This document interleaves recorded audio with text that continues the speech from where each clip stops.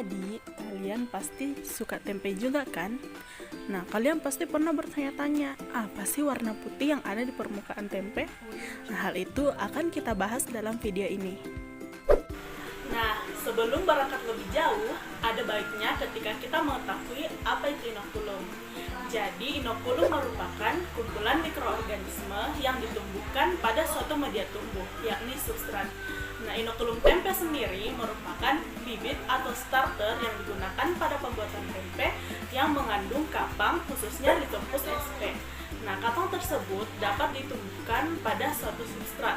Substrat sendiri yang biasa digunakan pada pembuatan inokulum tempe adalah beras, kedelai, atau dari campuran keduanya.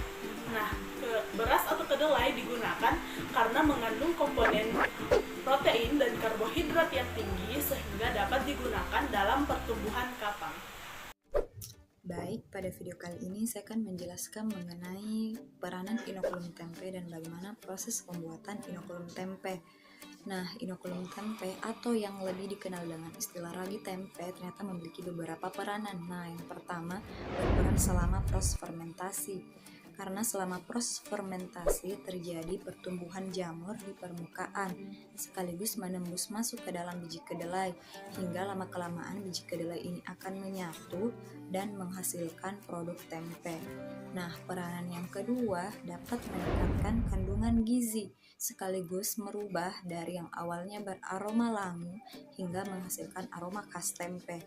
Nah, peranan yang ketiga dapat meningkatkan kandungan asam folat. Nah, asam folat merupakan vitamin B kompleks yang mudah larut dalam air. Nah, zat ini diperlukan dalam pembangunan tubuh kita karena dapat bersifat multifungsi. Yang pertama dapat membantu proses produksi DNA hingga membantu proses pembentukan sel darah merah. Nah, peranan yang keempat, ragi tempe ini selama fermentasi dapat menghidrolisis senyawa kompleks menjadi senyawa yang lebih sederhana, tentunya dengan menggunakan bantuan enzim. Nah, Rhizopus oligosporus dan Oryzae serta Stolonifer dalam ragi tempe ternyata mampu menghasilkan sebuah enzim. Nah, enzim yang dihasilkan seperti amilase dan pektinase. Nah guys, sekarang kalian udah tahu kan apa pengertian dan fungsi dari inokulum tempe. Sekarang kita berlanjut pada mikroba yang ada pada inokulum tempe. Nah, mikroba yang ada pada inokulum tempe utamanya adalah kapang. Nah, diantaranya ada Rhizopus oryzae, Rhizopus oligosporus, Rhizopus stolonifer, dan Mucor javanicus.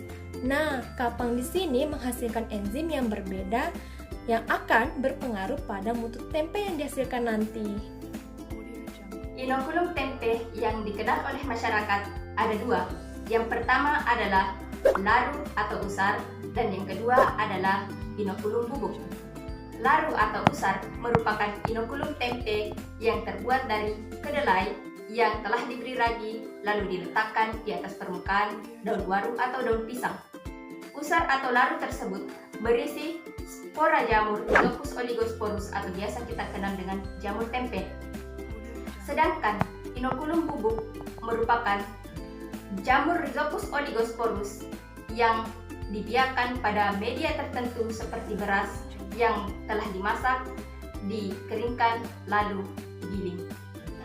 Nah guys, sebelum kita berlanjut pada pembuatan inokulum tempe, kita harus tahu dulu nih bagaimana syarat inokulum tempe yang baik.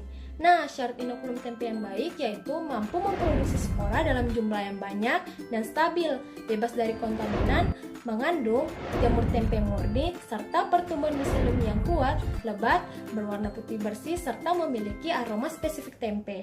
Selanjutnya, saya akan menjelaskan mengenai proses pembuatan inokulum tempe secara umum. Nah, proses pembuatannya diawali dengan kapang Rhizopus oligosporus dibiarkan dalam media beras yang sebelumnya telah dimasak.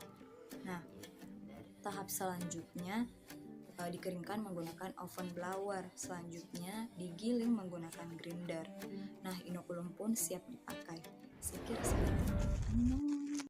Adapun faktor yang mempengaruhi inokulum tempe ada 3. Yang pertama adalah faktor suhu. Suhu yang rendah dapat menyebabkan inokulum tempe menjadi tidak kering.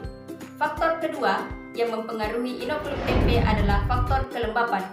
Kelembapan yang rendah dapat menyebabkan mikroba lain dapat tumbuh pada inokulum tempe.